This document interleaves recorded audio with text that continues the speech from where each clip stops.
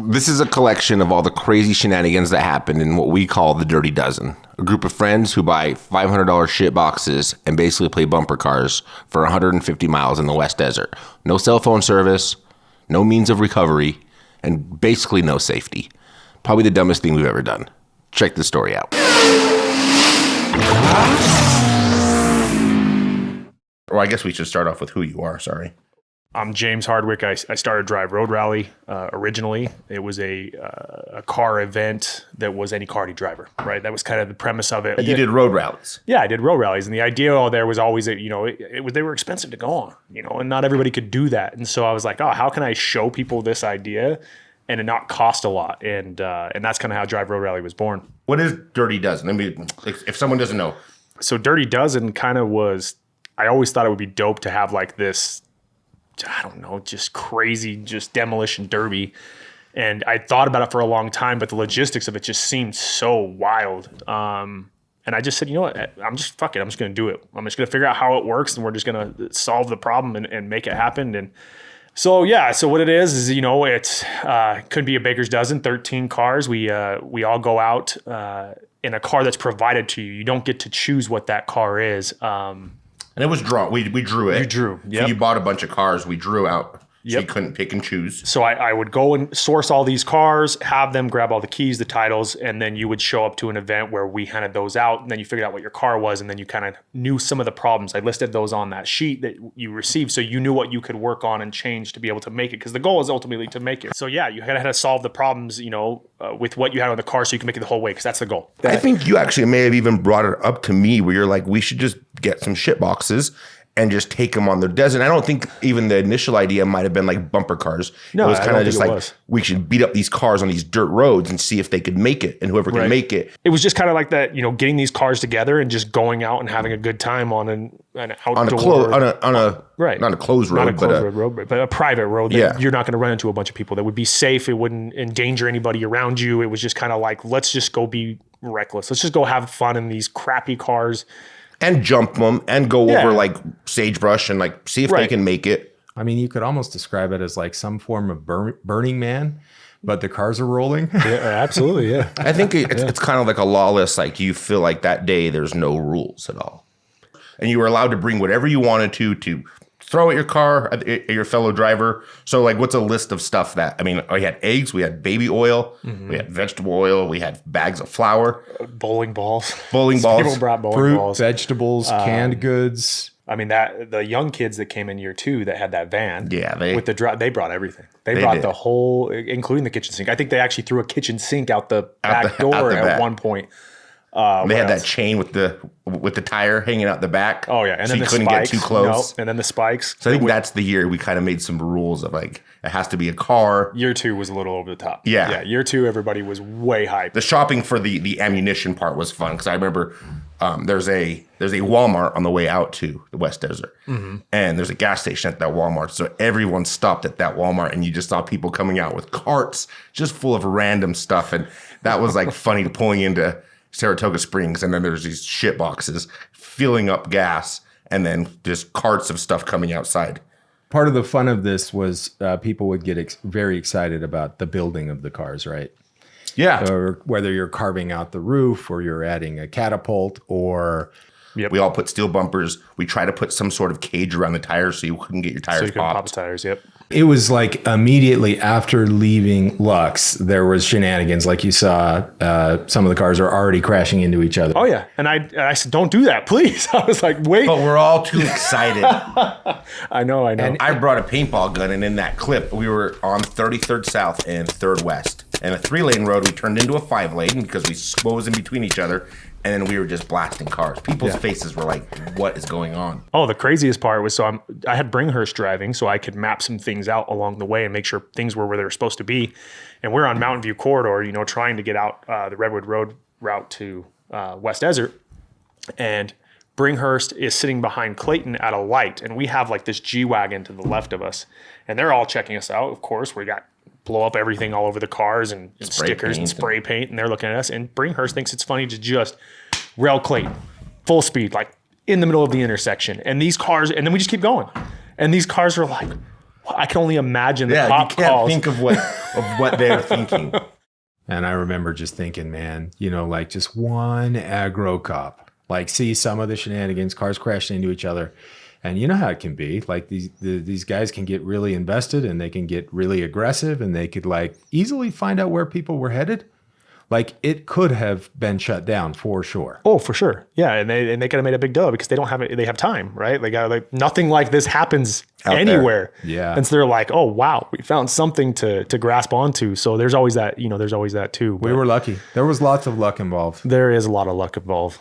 Yeah, for sure. It was amazing though. It was epic. I will say there was maybe a few YouTubers that attended this event, which I remain nameless, but I think a lot of it didn't come to light because you think like, how is someone going to view that we're just buying cars to destroy them? But that's what a demolition derby is. Right. But it's a group of friends that are just going out to play bumper cars. That's what you want to do. That's right. Like who doesn't want it? And the selection was that way too, right? The people that you know, your really close group of friends that are like, this is cool. I want to try this. Right. And that's kind of how that team came together. Cause it wasn't just an invite that I sent out to everybody. Right. It was definitely those people that I'm like, I know they're going to have a good time. These are my friends and they can get along with the idea that we're going to do something reckless, like madness, like anybody else. And no one was forced to do it. It was if you want to do it. So it's Exactly. basically bumper cars from point A to point B. I think you hit the nail on the head though with the YouTubers. You know, they all filmed and they had every intention of publishing this information. And then when they were finished, they were like, this might be a bad idea. Right. But to this day, one of the best car rallies I've ever done. It's still, my favorite car rally I've ever done. For It's sure. fun. Yeah, I because think you just can't build match better it. bonds. You always build bonds with people at car rallies, like you build friendships. But this one, when you're going out to kill each other for the day, like it's a different kind of bond. Yeah, you can't match it. You can't match it in anything else you've done. What comes to mind when you think of the best cars, your favorite cars in all of the three events?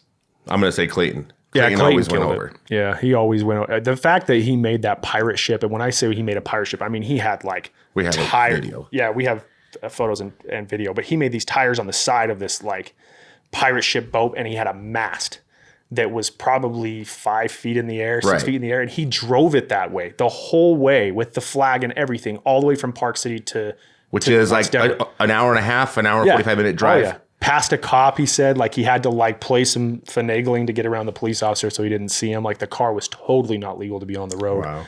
And he had over the top. Spray Costumes were painted, beautiful. I think Cougar did well with his the shark. It was his Fig Newton. Oh, sticker. the Fig Newton. Like what was that movie? Talladega Nights. Talladega Nights. We had the Juicy Fruit car with Yeah. the unicorn. That was really cool. That was the BMW Jason Hansen brought. I mean, even you and your brother's car, you guys cut the roof out and made a hatch. Hey, Rob. Figured I'd make a short video for Mom. Oh, she's gonna be proud. My sons are a failure. So you were driving. Rob was in the back seat where he could open the hatch and literally just dispose of paraphernalia all over these cars.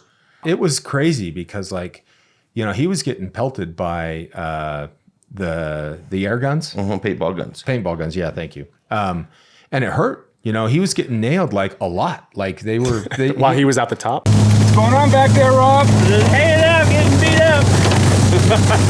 And we didn't think, though, because we cut the hatch out and he's hanging out the hatch, which is just basically metal sharpness. And you're driving erratically. And so he's getting thrown around. And everybody's trying to pit each other. And fortunately, everyone was trying to pit me, but they couldn't get the Jaguar. I think it's nice you have something like the big Fords, the cop cars. Those are solid. Crown Vics. And Yeah. the Jag was solid too.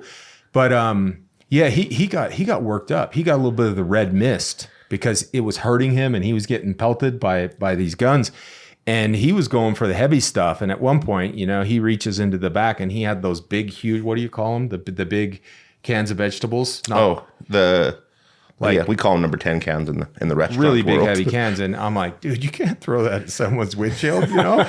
You can't do it. And he was going for it anyway. And I yelled at him. I felt kind of bad because I pissed him off, but he didn't throw Well, no, the because thing. we had some rules, but he was hurt to the point where he was like, screw this. These guys are going down. But we're thinking like, okay, we don't want to like cause. And then you saw the shot with the eggs, which was amazing because that was like a 24 pack. Mm-hmm. And he launched it and he threw it right at Abe's windshield and all the eggs splattered.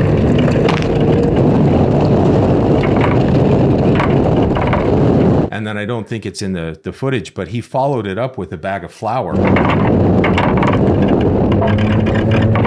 which makes a disaster. Yeah, and then Jason was like, "You guys can't do that." We got in trouble for that. He's like, "It's just unsafe because I guess you got eggs and then you got flour and you can't fix it." And then it freezes because it's cold outside. So yeah, you can't run the wiper blades on it. You can't clean it off. No. It was. And no one, everybody thinks about destruction. No one thinks about like how to prevent the destruction, like the cleanup afterwards. Right. Like you're just like, I'm worried about all the eggs I'm going to bring them, and no one thought, oh, if I brought Windex, I might be able to see. Well, I will say that at filling up at the gas station, I owe Maverick a window squeegee because I stole their window squeegee, thinking ahead of like. Oh, you did think ahead. You're one of the few. Yeah, I owe Maverick a window squeegee because I did take it from them. You drove off a cliff. Remember? Yeah, towards the end. Yeah, towards the end, and that was insane. I was like, I remember I was thinking in my snowmobiling days, you just stay in the gas and you'll just get have out to of go. it. Yeah. Yeah. The nice thing is that cliff you went off of just reconnects with the road at the bottom. Right. So you were like, but we were going through sagebrush, and I was like, if we stop, we were going to get stuck. So I just laid into it, and like that fear of death. Like I realized you just start giggling because you're so scared that it's just best to laugh. And me and my co-pilot we were just laughing our ass off, but in the same time we were about to die because we fell off this cliff because we were sending it so fast that you just drifted off. And I was like, it could have been a 5-foot drop or a 20-foot drop. Yeah. Thankfully, I think it was like a 5 or 6 foot drop. It was like tiered like a vineyard, like the grape. Right. Things, except instead you had. But there was a couple of conjoining roads. Right. And so you had, that's what it was like. It was like tiered. So like the first drop, then you could have a second one if you kept going and all that stuff, but with a bunch of sagebrush, which was insane. When you told me you drove, I knew exactly where you had driven off. Right. Like, cause I drove the route, when I mapped the route out, I knew these areas that were like kind of scary. And so when you told me you went off a cliff, I knew exactly where I was like, no way you went off that cliff. And that car made it the whole way. Were you guys there when Cougar full sent into the back of Mortgage Mike's car? No. So Mike was there, and I apologize, can't remember the gentleman he was there with, but he was sitting in the car. Like Mike had got out of the car and went on the other side of the road, and he was just, I don't know if he was taking a break. He was talking to Bringhurst and a couple other people that were on the rally, and Cougar was coming up, and he saw an opportunity to just smash this car. And so he's full gas, as much as he can give it on this dirt road with a tire out. I think he had a tire out too. And so I don't know how fast he got, but we're all standing there watching him, and he just plows this car, just full right in the rear of it. It was insane. And then there was like this pause where everybody was just like, holy crap. And then Mike's co-driver like tumbles out of the passenger seat. Oh, he was in the car. He was in the front car that Cougar hit. Cougar had no idea, but he just full on railed this car. Jeez. I know someone has the video somewhere, but I don't know if it's worth having or not. But it was absolute madness. So I say that one was a pretty crazy one. We had the situation where those spikes were coming off that van. Right. And Nick had a couple people in his car with him. And one of the spikes had gone under the car and then shot up through the bottom of the floorboard into the car. And Nick flipped out. Like he was, after that, like no one got around the van. Everybody was super afraid of that van because of how much destruction that van should not have been an option on that rally. So in the intro clip we shared, Abe was driving with his friend. Abe's a friend of mine from California that I met on rallies, car rallies. And he happened to be in town the second year we did it. And I remember I called you like 2 days before. And I'm like, can I bring one more person? I know we have a limit.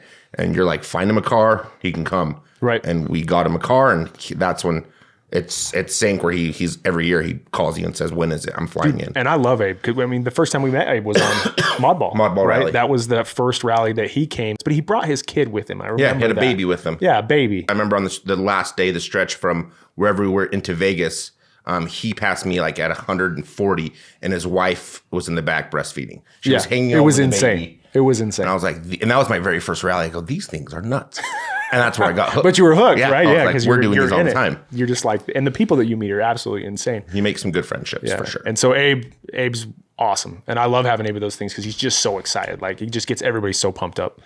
They had I think they were probably the only ones that really recorded everything and wanted to make a documentary of the event, but they got great footage. They hit a ditch doing like 50.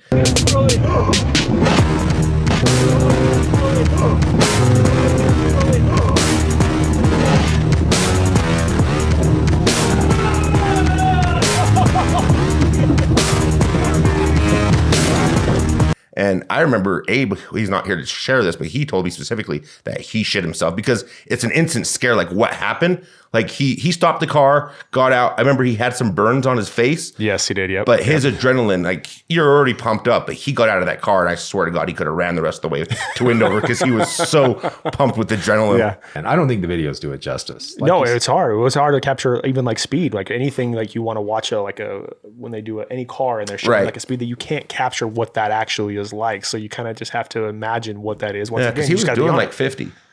He went fast when he hit, but nobody knew that ditch was there, that washout. No one knew because we hit at full speed too. And then all of the dirt and everything comes up. You can't see anything. You don't know what happened. You don't know Just if you hope the like. road's not turning. Yeah, you have no idea what's going on. That ditch was probably one of the craziest. We all tried doing the pit maneuvers to each other, and I feel like nobody really got the pit maneuver down. And not saying I'm a pro at it, but I gave Cougar a good catching on his rear bumper, and I sent him backwards, pit maneuvered him. I remember to the point where I was looking at him, and I was actually scared to the point where like because the road was ditched out on both ends, Right. And so you think like you catch that tire, the car flips over, Right.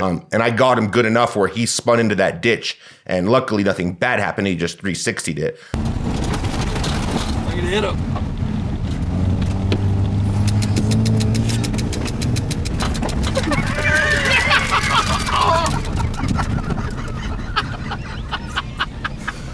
But after that, I feel like the rest of the way, I was like, maybe I shouldn't be pitting like these cars at that. But it felt good to sock it to them. You got a way to pull them out. What was your viewpoint on it? Sorry. the way it went down, I'm in the back seat, which it's never as fun to be in the back seat. That's for sure. With no control. I wouldn't do that again. But we're basically watching a couple cars ahead of us, and one car ahead of us is a white Explorer that's a very famous YouTuber, and he's just kind of dinking around with the Sharkmobile, and we're like looking at it, and we're like, is he trying to pit him? Is he trying to pit him? And then Mikey's like, with encouragement, I'm sure, like, get up there. So Mikey just makes his move, goes up there, and I got him. Got him good. Successfully pitting somebody is a really, really fun thing to do. I highly recommend it. It was feels sweet. good. There was dirt, dust everywhere. He was sitting in that thing sideways. So what did you guys think of the pit maneuver? Break him in, yeah. The pit maneuver? Yeah, what'd you think? Oh man, it happened so quick, you know? It happened so quick. No, I was holding off James, and then you know, out of nowhere you guys come. Were you driving? I was driving. I was holding James off. He tried to do it twice. Did you see it coming? No, because I was looking at the Explorer. I remember getting back to the hotel and literally blowing my nose for 20 minutes. And it was just black and black and black. And I was like, the shit we ingested today was in our bodies forever. You always had the greatest stories though. Like I always feel like the craziest things happen to you. You know, like you're you rolling that car in the middle of this desert, way ahead of us, and finds a ride. If we back up the very beginning of that story, Didn't you lay a trap? no, yeah, we got to cover this. So Yeah. we're following Mikey, and I'm with my brother Rob, and my brother Rob just sees in the road. He owns a recovery business, towing business, so he just has an eye for certain things. He's like, yeah, I can tell that tire's on metal, and he's actually gauging. He's like, how long he thinks the car has left in it, and we're just following it. And it was a long time. Like you guys drove on that bad tire, like a flat tire for 30, 40 miles. So the thing is we had two rear tires that were out of air and they were just rubber. And then we started hearing it was just the wheel that we were on. And it was a front wheel drive car. So it was pulling us. And then the rear sagged so much that we started to basically melt away the gas tank. And we could smell gas. Uh-oh. And we stopped at one point and there was gas on the road. And we're like, okay, so we're trying to be cautious if we don't want to just pour gas into the environment. So we hit a ditch to get the car over. So we figured that the gas wouldn't come out upside down. Well, that's a big part of this too. Like the whole plan on everything is that we go back and clean everything up too. Right. Which we can talk about that later. Yeah, well, we were definitely going to bring that part up. Yep. But along that whole thing, my front bumper came off. And as it came off, we pulled over just to check damages, make sure we're good to go. Well, the bumper's on the side of the road, and that's when I had the idea. Let's pull it in the middle of the road because everyone's driving. They're going to want to hit the bumper, right? We're all having fun. Well, I had to roll this rock. It wasn't like I picked up a rock. I rolled the rock into the middle of the road and put it into the bumper. So you couldn't see it. The bumper was on the outside. Mm-hmm. And then that's when Wes came. I come rolling up, and we see this bumper, and it's perfectly centered. It's a full-on front clip, right? And I want to hit it. Everybody wants to hit it, right? I guess that's yeah, that's like what we were doing. And my brother was like, do not hit it. Do not hit it. Don't hit it. And I was like, I'm just going to clip the side of it. And when I clipped the side of it with the front right of the car, like it was crazy. I must have just hit directly on that rock. And stuff spit up into the wheel well. It ripped the whole wiring harness out of the Jaguar. There were all these exposed wiring. The entire electrical system was spun up through the wheel well and then coughed back up onto the engine. And so the car was dead. And we're walking around it. And my brother was so pissed off. He was so unhappy with me that we were in a pretty functional car at that point, a big old heavy Jag that was driving fairly well. And then we're dead in the middle of the desert. Right. And a long ways away from us in the van, too. It's not clear who's coming up. So by that time, we broke down, we flipped, and we're just walking because I think we missed a turn, or you guys were ahead. You did miss a turn. Yeah, there was nobody supposed to be out there, so yeah. we were scared. And like a week before, I remember I was watching those "You Shouldn't Be Alive" videos. I'm like, this is our story. We are going to die in the desert because no phone service. So Rob. It's so crazy. I still can't believe he did this, but he figured out what was wrong with the car and he hot wired the fuel pump. So he got in there and figured out which wire was which with no tools, no nothing. Right. And no internet. Like you had no internet out there. Got the fuel pump spinning up so the car would run. Now, because the entire electrical system is completely ripped out of the car, like the car's not going to generate electricity. It's not going to charge the battery. So it's fully running off the battery. And the fuel pump does not stop. It was just pumping fuel. The second he touched that battery, it was fuel's pumping. It wasn't. You're just going you're full. Yeah. That's when the video shows us pulling up to the white car that's overturned with a bunch of people in it. Right? Gotcha. Holy shit, dude. What in the shit? Someone had some problems. Told you they were running on a wheel. See?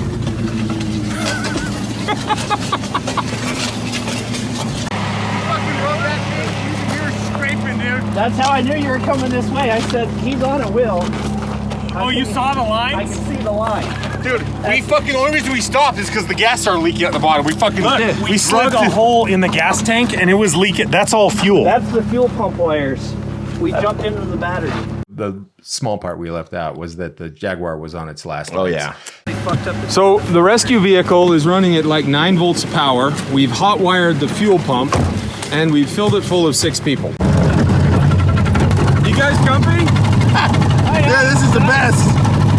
I can't wait to roll in the window over like this. The wheel's coming apart. What's that? The wheel's coming apart. It won't be long. I can't. I almost just shit. That's like the worst position. So it was just dying and we're limping it. And there's one point I'm probably going 4 miles an hour and Abe's in the back seat. He's like, is that all it's got? I'm like, yeah, that's all it's got. And then we hit that next town you were talking, the only town. The only town. Yep. And there was this old couple, but they were just saying how they take Sunday drives and they were just out driving for the day. What was in the back of their truck?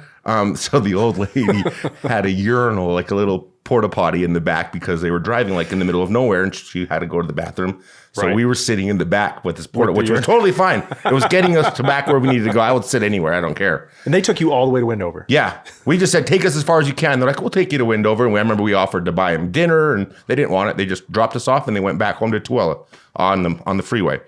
But if it wasn't for them, we would have been still walking to this day. Back to Windover for 5 sure. years later. Dude, it's a good time. It's a great time. We should do it again.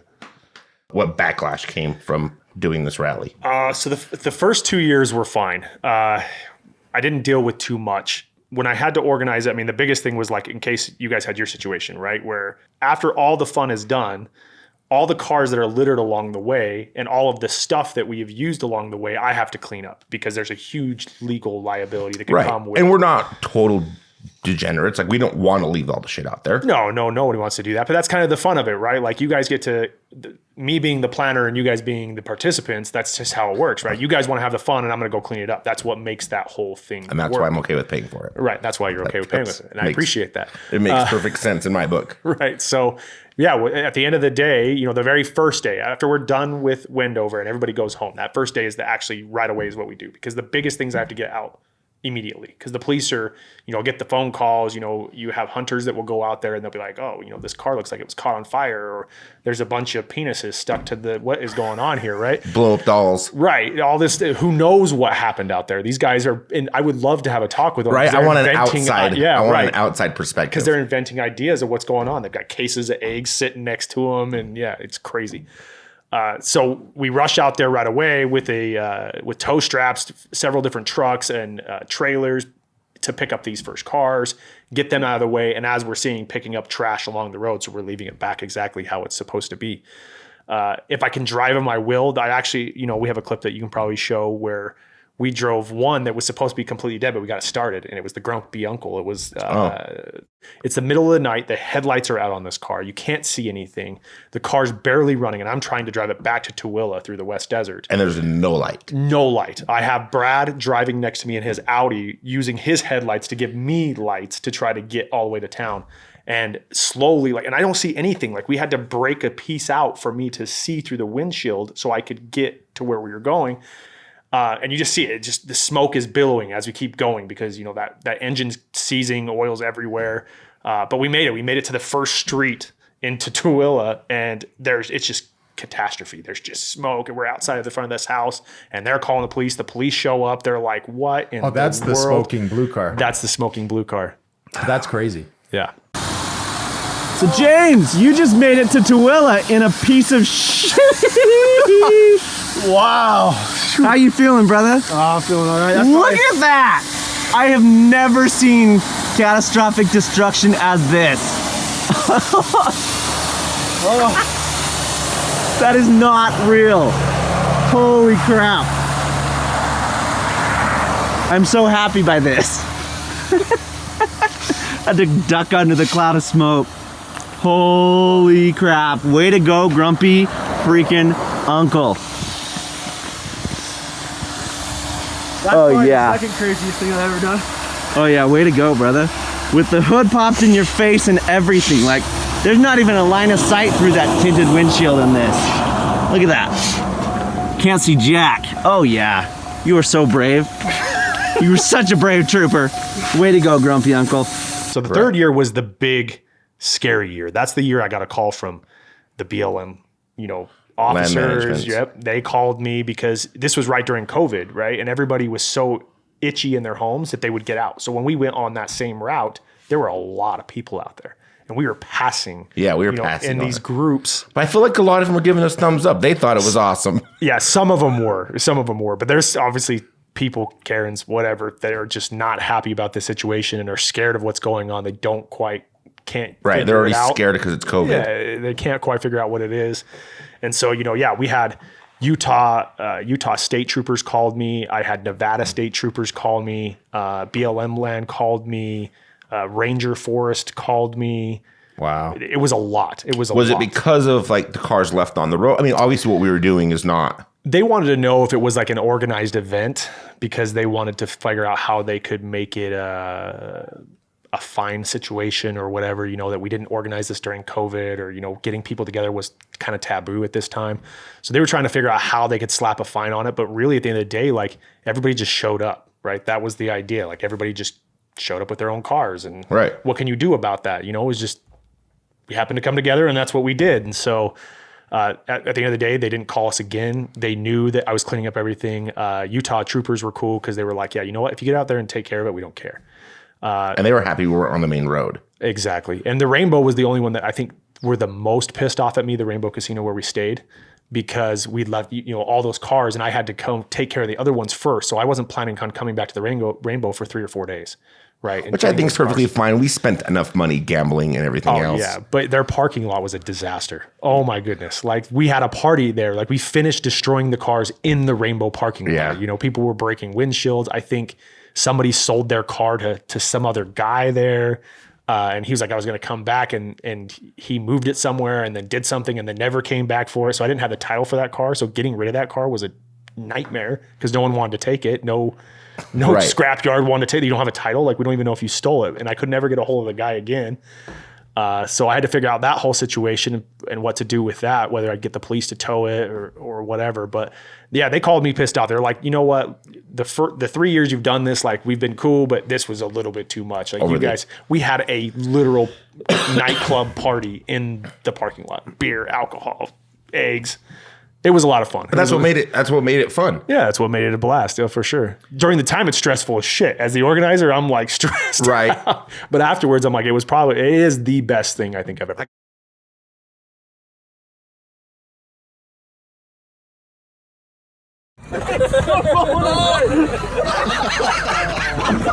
Ghost drive.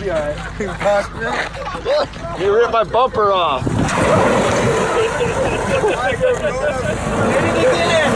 Go ahead, Zach.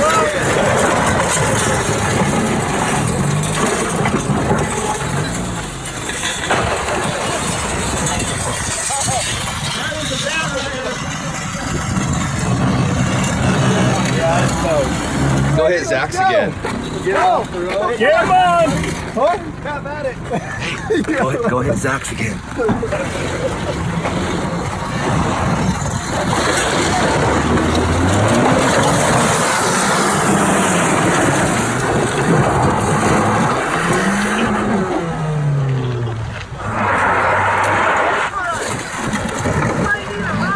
Yeah, you look at your tire. Right now. Keep going! Don't stop now! Oh, you're front-wheel drive. Let's go. Get on the road.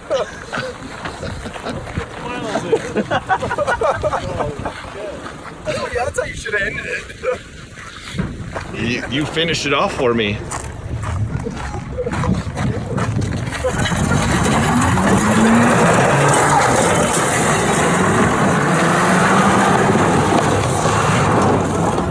Sheriff's on his way. Let's go. Is it? Yeah. For sure? Yeah. Hurry, let's go! Go, go, go! I think we're about done. We're about 2 notches. God, Justin. Jesus fucking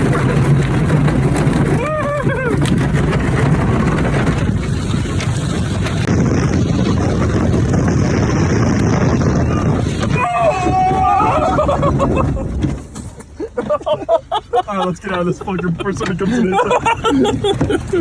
I can't get out. I can't get out. Oh my god. Get up here. Oh shit. I thought we were going over that. She gone.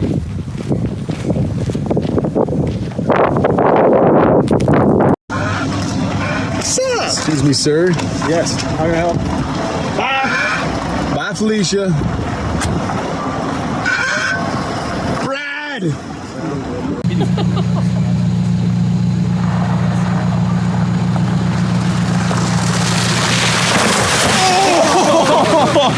Push on him. Push on that. Oh. I can't. I almost just shit.